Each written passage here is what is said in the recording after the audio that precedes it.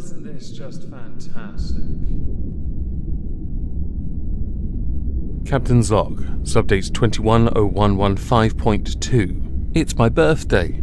As my entire crew are now dead, my celebration shall be me alone on the bridge with prawn on the view screen. What a time to be alive. Now can someone make me a cake, please? Welcome everyone to This Week at Twitter, or Twat. Today we have quite a lot of subjects to go through. Before we start on this channel tonight, 9 PM GMT, I'm going to do a little stream. Yes, as it is my birthday, I thought, screw it, let's do that. Joining me will be Irate Alex. I might ask someone else, I don't know, or others even, if I can be bothered. It is linked in the description down below. So to start, we're going to go with an honourable mention called Ice Poop. Yes.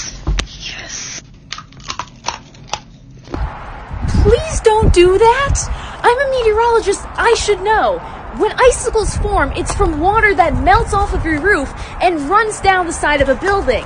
Well, here's the thing. You know what else is on your roof? Bird poop. A lot of it. And that water picks it up and freezes it in the ice. You're eating poop. I'd like to think this is another aspect of natural selection. So to start, I'm going to read a Parler post. Of my own, that is. There's a reason for it. We'll get to it in a moment. So, Twitter has become a rather dangerous place to be if your intention is to discuss things that don't align with the more sensitive types. You know, the types that like to cancel or screech. Not sure what else to add to that, really. I had thought 2020 would be the year we'd all like to forget.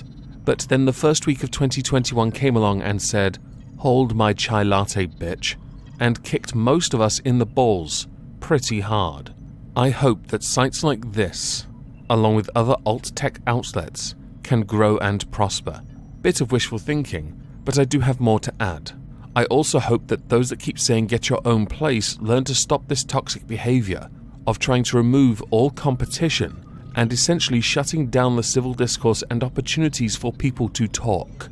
They don't seem to understand just how dangerous this is, and that worries me. I read that to you because it wasn't long after Parler lost its servers and was shut down. It lost its ability to have its app on the Apple Store, Android Store.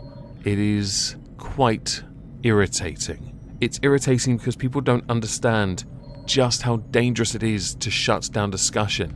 And the only reason these places grew up and blew up was because of how many voices of a differing political opinion were being silenced on Twitter. Twitter 1 minute admitting its own bias, years ago that is, and still forcing through with this anyway. And by defeating the competition of places like Twitter, you give them more power. They own a monopoly over social media because you can't accept differing opinions on your sites. Granted, some do breach terms of service. They exist for a reason, but I wanted to mention this because Parler was trending for a few days after an incident, which we'll get to later because seriously, I'm not entirely sure even now how to approach it. So in the vein of censorship, we're now going to go to a BitChute tweet. We've just heard from Dave Cullen of Computing Forever that his YouTube channel of 14 years has been terminated. Accompanying this is a statement from Dave Cullen, along with the email he received. I'm going to link his BitChute channel as a pinned comment down below. I encourage everyone to go there and subscribe to it. I do believe he has the Dave Cullen show still on YouTube. Don't know if he still uses it. I'll link that as well just in case. I don't support deplatforming, and I believe I understand why he was. He was one of the very few people who was making very, very aggressive content against current sheeple crowd control. Believe it or not though, his view was highly supported by the majority of his audience because I would watch his videos. Thousands, tens of thousands would go to those premieres and watch and listen because they believe him. And with the evidence he's providing, he has a compelling argument. Simply silencing him does no one any favours. Moving on from that, we're going to go to President-elect. I'm not going to be drawn in on any more than that. I know some of you have opinions on it. Joe Biden, who tweeted out $600 is simply not enough when you have to choose between paying rent or putting food on the table. We need $2,000 stimulus checks. Now, because of how short this tweet is, it is open to interpretation as a one-off $2,000 payment. Some had indicated to me it meant monthly, which I don't think is feasible in the slightest, but I would like to be proven wrong, of course. It's also interesting because this is something his predecessor had suggested, which was why he wouldn't sign certain things, because the $600 meant nothing. So I asked people about this, and the majority said $2,000 doesn't do enough, others pointing out his own failings on Social Security. Let's just ignore the video where he had a preference scale of who gets money and help first based on race, which is a rather dangerous mentality to have. But I will save any commentary on that for my lovely, delicious, scrumptious co-host Trups LP when we stream a political recap next week, because I just don't want to add to this. My query is about whether 2K will go far, because I'm very much aware the cost of living varies in each state and of course city to more rural areas. So to our penultimate subject, we're going to go to the comedian, that is Deaf Noodles, who, while he has indicated he is going to be unblocking some people and has in fact done so, I'm still blocked. And I mean, I understand it. I have criticized you for your inability to handle criticism, and unblocking me would guarantee that, of course, me being the Larry bugger that I am on Twitter, I will undoubtedly start criticizing you directly. Do I need my sarcasm signed for that?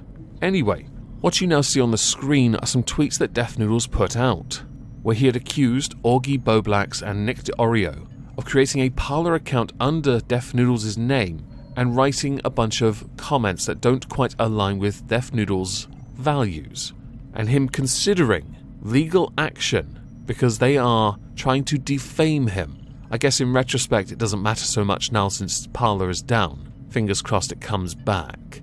But I find it really fascinating that a comedian doesn't understand a parody account. That's quite telling, really, isn't it? Yes, almost as if you're not a comedian. There are many content creators that I know of that have parody accounts. The two most obvious ones I knew of off the top of my head would be Charlie Gold and Amberlynn Reid. I don't see either of them trying to flag those Twitter accounts down because they're called parodies. The lesson to be learned for those who are interested is, not only can Deaf Noodles not take criticism, he also can't take a joke. So to our final subject, the one I have been dreading all day. Shortly after last week's political recap stream with Trups LP on the Moisky Live channel linked below, the 45th President of the United States, with over 88 million followers, was permanently banned from Twitter.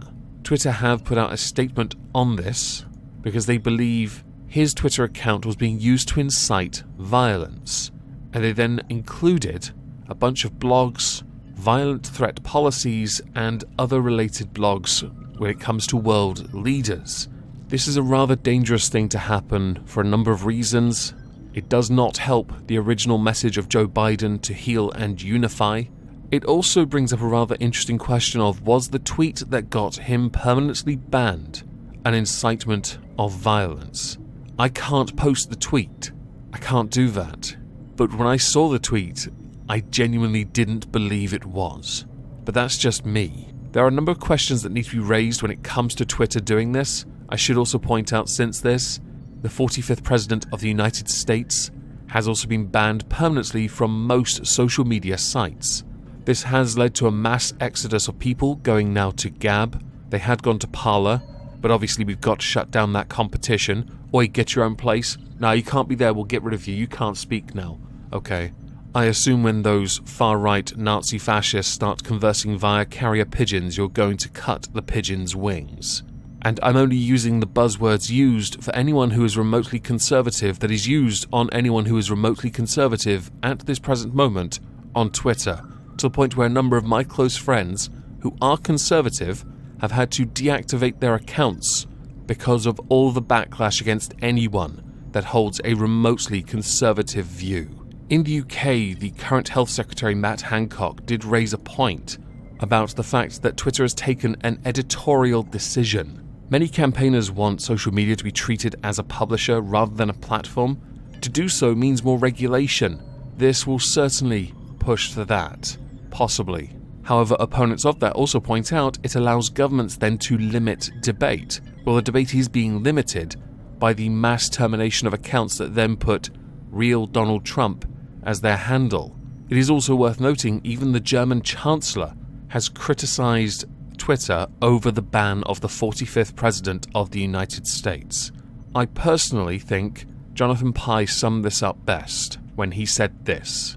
I think this was the worst possible time to ban Trump from Twitter, when he had finally, truly lost the presidency, not just in law, but in the hearts and minds of most Americans. I think this is a win for Trump. I also think it won't work. Out of sight, out of mind, eh? Well, yeah, good luck with that. Personally, I like Trump where I can see him, in plain sight, not on some self-made QAnon far-right platform where most of us wouldn't be seen dead, so that the next Trump that comes along, we won't see him coming. But mainly, I think getting rid of him divides rather than heals. Them and us. I think it will achieve the opposite of what we want. It will backfire. It will breed the next Twitter, which this time round will have a right-wing bent and have Trump as its mascot, and it will become more and more powerful. Them and us. We'll have our Twitter and they'll have theirs, and never the twain shall meet.